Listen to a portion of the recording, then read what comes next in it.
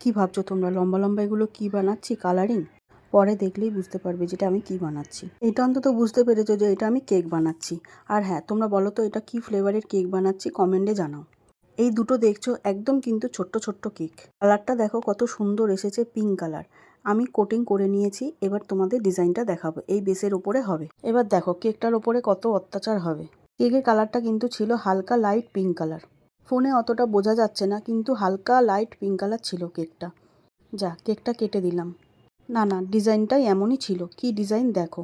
এবার কেকটা চলে যাবে ওই বেসটার ওপরে।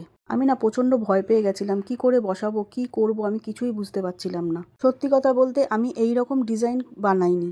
আমি জানি আমি পারবো, কিন্তু তাও যেন একটা ভয় লাগছিল।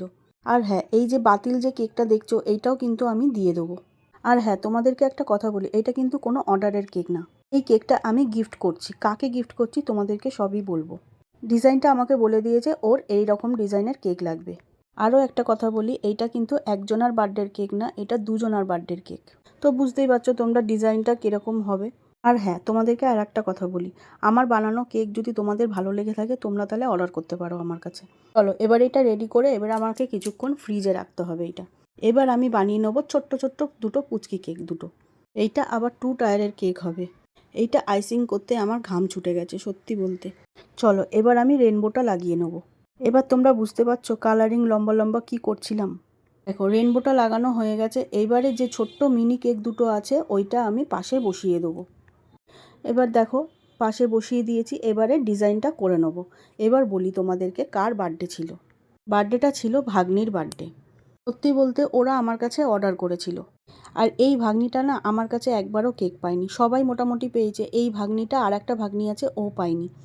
তোমরাই বলো তো, সব ভাগ্নিদের দিয়েছি, ভাগনা ভাগ্নিদের দিয়েছি, এই ভাগ্নি দুটো যদি না পায় কেমন লাগে। যাই হোক, কেক আমার রেডি হয়ে গেছে। এবার ভাগ্নি নিতে চলে এসেছে। এই ভাগ্নির কিন্তু বার্থডে ছিল না, এর বোনের বার্থডে ছিল। এইটা হচ্ছে আমার বড় ভাগ্নি। দাঁড়াও তোমাদেরকে দেখিয়ে দেবো কোন ভাগ্নির বার্থডে ছিল আর একজনের কার বার্থডে ছিল। খুবই ভালো হয়েছে, যেমন বানাতে বলেছিলাম এক্স্যাক্ট সেরকমই বানিয়েছে। এবার খেয়ে বলতে হবে কেমন টেস্ট। ঠিক আছে, রিভিউ দিস কেমন। তো দেখো কেকের ডিজাইনটা ঠিক এই রকম হয়েছে। কেমন লাগলো অতি অবশ্যই জানিও তোমরা কমেন্টে। দেখো এই দুজনার বার্থডে ছিল। তো ভিডিওটা এখানেই শেষ করছি। যদি তোমাদের ভালো লাগে একটা লাইক দিয়ে দিও।